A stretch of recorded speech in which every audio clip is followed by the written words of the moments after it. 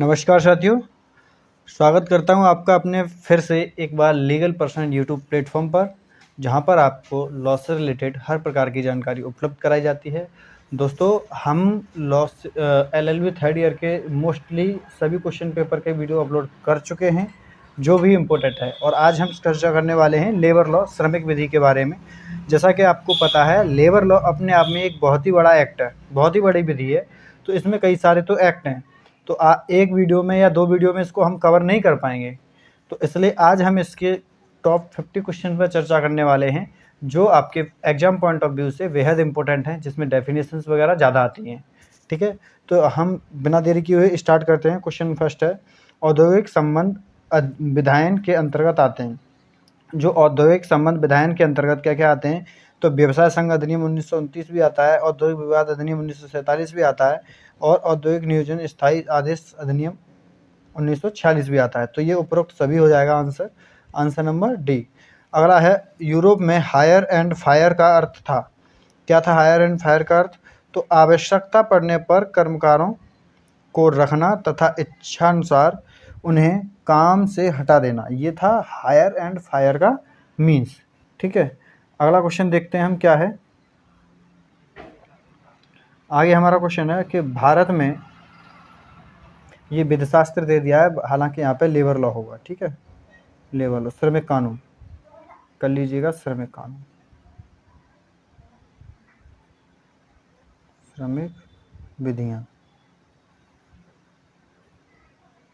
ठीक है, तो भारत में श्रमिक विधि का विकास शुरू हुआ था, कब हुआ था? तो ईस्ट इंडिया कंपनी अधिनियम तथा रॉयल चार्टर से। ईस्ट इंडिया कंपनी अधिनियम और रॉयल चार्टर से ये विकास शुरू हुआ था। ठीक है, अगला क्वेश्चन है हमारे पास, औद्योगिक क्रांति का दुष्प्रभाव सर्वप्रथम हुआ।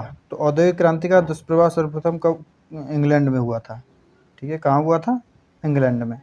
अगला क्वेश्चन है, 1922 में किसके मार्गदर्शन में मजदूर महाजन संघ का निर्माण हुआ? तो ये क्वेश्चन तो सबको ही पता होगा, महात्मा गांधी के मार्गदर्शन में हुआ था। ठीक है, महात्मा गांधी के मार्गदर्शन में।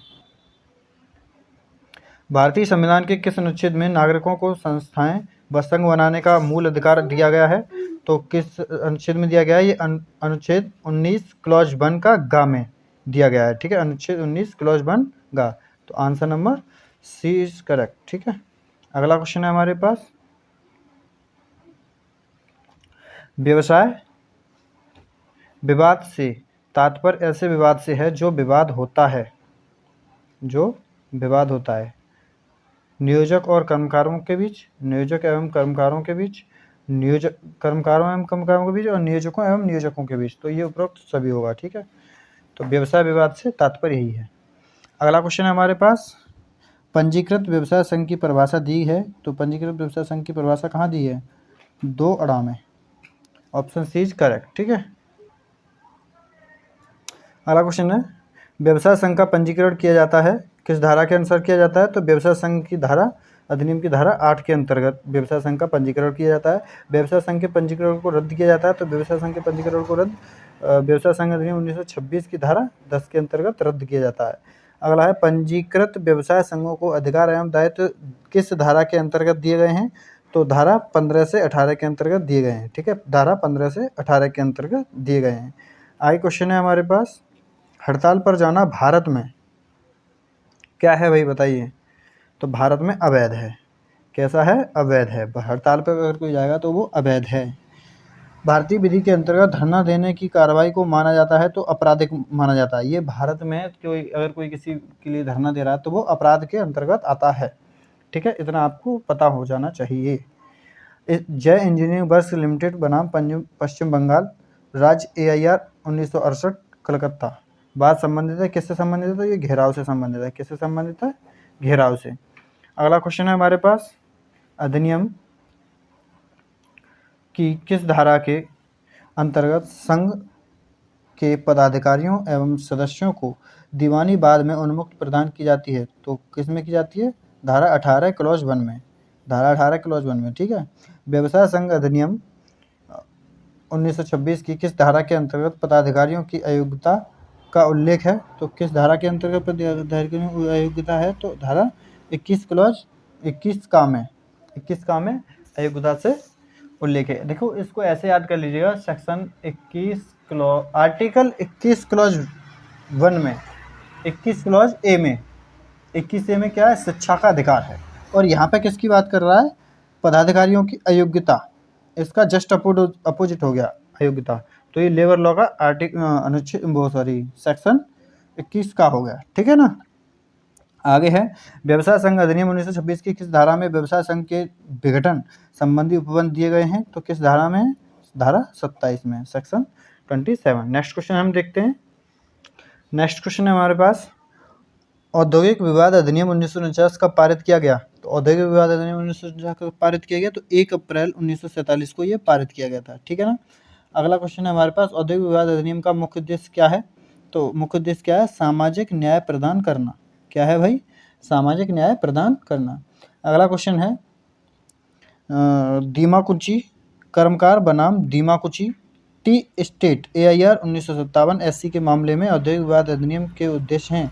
क्या अधिनियम में उद्देश्य हैं, तो भाई नियोजकों और श्रमिकों के बीच सौहार्दपूर्ण संबंध स्थापित करना, अवैध हड़तालों और तालाबंदियों पर प्रतिबंध लगाना, जबरी छुट्टी एवं छटनी के संबंध में श्रमिकों को प्रतिकर राशि प्रदान करना। तो ये उपयुक्त सभी हैं, ठीक है ना, उपयुक्त सभी हैं। नेक्स्ट क्वेश्चन है हमारे पास, औद्योगिक विवाद अधिनियम की विशेषताएं हैं। क्या क्या विशेषताएं हैं इसकी, तो ये औद्योगिक न्यायालय को विवाद सुपुर्द करना, हड़ताल और तालाबंदी की पर प्रतिबंध और शीघ्र न्याय प्रसारण की व्यवस्था, जनोपयोगी सेवाएं, सामाजिक न्याय की व्यवस्था, ये सभी क्या आएंगे, इनकी विशेषताएं, ठीक है। अगला हमारे पास क्वेश्चन है, औद्योगिक विवाद अधिनियम की किस धारा में नियोजक को परिभाषित किया गया है, तो किस धारा में नियोजक को परिभाषित किया गया है, तो धारा 2 में, ठीक है ना। और अगर इसको वैसे देखेंगे 2 को, तो ये जी है, 2G, ठीक है, 2G। औद्योगिक विवाद अधिनियम की किस धारा में उद्योग का अभिप्राय बताया गया है, तो किस धारा में बताया गया है, 2 या, ठीक है, 2 में उद्योग का अभिप्राय बताया गया है। उच्चतम न्यायालय ने किस मामले में कहा कि शिक्षा प्रशिक्षण एक मिशन है, ना कि व्यापार, व्यवसाय अथवा कारोबार, तो ये किस में कहा था, ये दिल्ली विश्वविद्यालय बनाम रामनाथ AIR 1963 SC में कहा था ये, ठीक है। अगला क्वेश्चन देखते हैं हम, औद्योगिक विवाद अधिनियम 1947 की किस धारा में औद्योगिक विवाद की परिभाषा दी गई है, तो किस धारा में औद्योगिक विवाद की परिभाषा दी गई है, 2 में, ठीक है, तो और वैसे 2K, ठीक है। आगे देखते हैं, जबरी छुट्टी को परिभाषित किया गया, तो जबरी छुट्टी को कहाँ पे परिभाषित किया गया, 2K, ठीक है, जबरी छुट्टी को यहाँ पे परिभाषित किया गया है, ओके। नेक्स्ट क्वेश्चन देखते हैं हम, औद्योगिक विवाद अधिनियम 1947 की 2 में किससे संबंधित तात्पर्य किया गया है, तो किससे, ये बीमा कंपनी है। 2 पीछे क्या था आपको पता है, अब ये 2 केवल 2 बार टा है, तो ये बीमा कंपनी को परिभाषित किया गया है 2K, ठीक है। औद्योगिक विवाद अधिनियम की किस धारा में तालाबंदी को परिभाषित किया गया है, तो किस धारा में तालाबंदी को परिभाषित किया गया है, 2 में, ठीक है। और वैसे अगर इसको देखा जाए 2 को, तो 2L, ठीक है। अगर किसी को ऐसे भी चाहिए तो मुझे कमेंट कर दीजिएगा, मैं उसको ऐसे भी शेयर कर दूंगा वीडियो, ठीक है, इंग्लिश में भी। अगला क्वेश्चन है, औद्योगिक विवाद अधिनियम की किस धारा में छटनी को परिभाषित किया गया है, तो किस धारा में छटनी को परिभाषित किया गया है, तो 2 में, 2 ठीक है, छटनी को परिभाषित किया गया है। अगला क्वेश्चन है हमारे पास, औद्योगिक विवाद अधिनियम की किस धारा में हड़ताल की परिभाषा उपबंधित है, तो हड़ताल की परिभाषा 2 ये में हड़ताल की परिभाषा उपबंधित है। अगला क्वेश्चन है, हड़ताल एवं तालाबंदी में कौन सी समानताएं हैं, तो कौन सी समानताएं, दोनों में कार्य स्थगन, बंद करना अथवा काम करने से इनकार करना समान है, ये समानता है एक।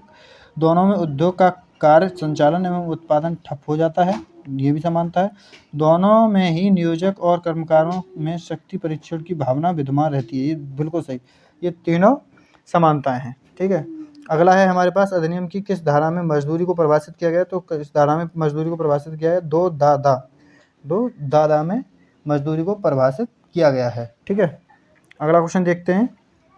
अधिनियम की धारा 7 खा के अंतर्गत किसके गठन संबंधी उपबंध दिए गए हैं, तो 7 खा में किसके गठन संबंधी उपबंध हैं, तो राष्ट्रीय अधिकरण के संबंध में दिए गए हैं उपबंध, ठीक है, राष्ट्रीय अधिकरण। अगला अधिनियम की किस धारा में समझौता बोर्ड के गठन का प्रावधान किया गया है, तो किस में किया गया है, तो धारा 5 में समझौता बोर्ड के प्रावधान का गठन किया गया है। अधिनियम की किस धारा को औद्योगिक अधिकरण का अधिपत्र कहा जाता है, तो किस धारा को कहा जाता है, 7 का, धारा 7 का को कहा जाता है। नेक्स्ट क्वेश्चन हम देखते हैं।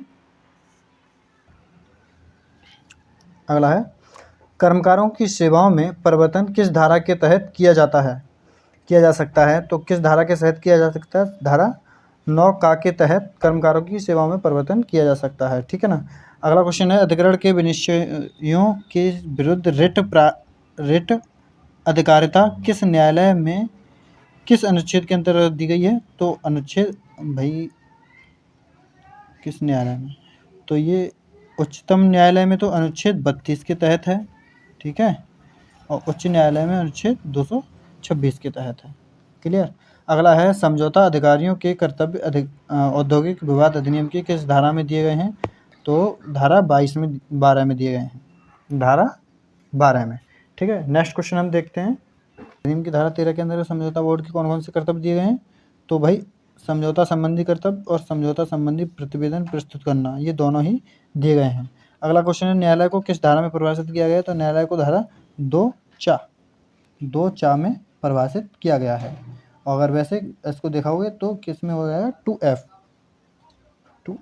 ठीक है। अगला क्वेश्चन है अधिनियम की धारा 18 क्लॉज 2 के अंतर्गत किसके प्रावधानों को उपबंधित किया गया है, तो पंच निर्णय के प्रावधानों को उपबंधित किया गया है। अगला क्वेश्चन है हमारे पास हड़ताल एवं तालाबंदी पर कौन सी धारा प्रतिबंध लगाती है, तो हड़ताल एवं तालाबंदी पर कौन सी धारा प्रतिबंध लगाती है, धारा 22, ठीक है ना। और नेक्स्ट क्वेश्चन हम देखते हैं।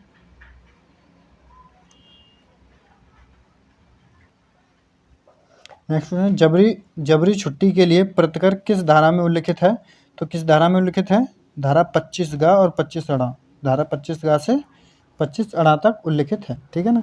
आगे है छंटनी संबंधी प्रक्रिया किस धारा में दी गई है, तो छंटनी संबंधी प्रक्रिया धारा 25 छा में दी गई है। उपक्रम को बंद किए जाने की प्रक्रिया के प्रावधान किस धारा में प्रावधानित हैं, तो किस धारा में, 25 अड़ा में, ठीक है, 25 अड़ा में प्रावधान है। अगला क्वेश्चन देखते हैं। आगे क्वेश्चन है तालाबंदी और अवैध हड़ताल के प्रति शास्त्रियों को का उपबंध किस धारा में उपबंधित है, तो धारा 26 में है। अगला है कौन सी धारा श्रम न्यायालय के क्षेत्राधिकार के संबंध में उपबंध प्रस्तुत करती है, तो कौन सी धारा है, धारा 33 गा की उपधारा 2, ठीक है। इस अधिनियम के अंतर्गत अपील न्यायालय की शक्तियां हैं, तो कौन सी शक्तियां हैं, उपयुक्त सभी हैं। शपथ दिलाना, पक्षकारों व उनके साथियों की उपस्थिति अनिवार्य करना, परीक्षा करना, विवादग्रस्त स्थान पर लाकर पूछताछ, और यदि कोई साक्षी के रूप में साक्ष्य देना चाहता है उसे पूछताछ करना, तो ये सभी क्या है, न्यायालय की शक्तियाँ हैं, ठीक है। नेक्स्ट क्वेश्चन देखते हैं हम। न्यूनतम मजदूरी अधिनियम, क्वेश्चन इंपॉर्टेंट है, क्वेश्चन आएगा 100% टिक कर लीजिएगा। न्यूनतम मजदूरी अधिनियम कब पारित किया गया था, तो न्यूनतम मजदूरी अधिनियम 1948 में पारित किया गया था, याद होना चाहिए। अधिनियम की किस धारा में मजदूरी को परिभाषित किया गया है, तो मजदूरी को 2 का में परिभाषित किया गया, 2A में मजदूरी को परिभाषित किया गया है, ठीक है ना। आगे है अधिनियम की किस धारा में कर्मचारी एम्प्लॉय को परिभाषित किया गया है, तो कर्मचारी को 2 झा में परिभाषित किया गया है। और इसको अगर ABCD में देखोगे तो 2J, ठीक है, 2J में परिभाषित किया गया है, सॉरी I, 2I होगा, 2I।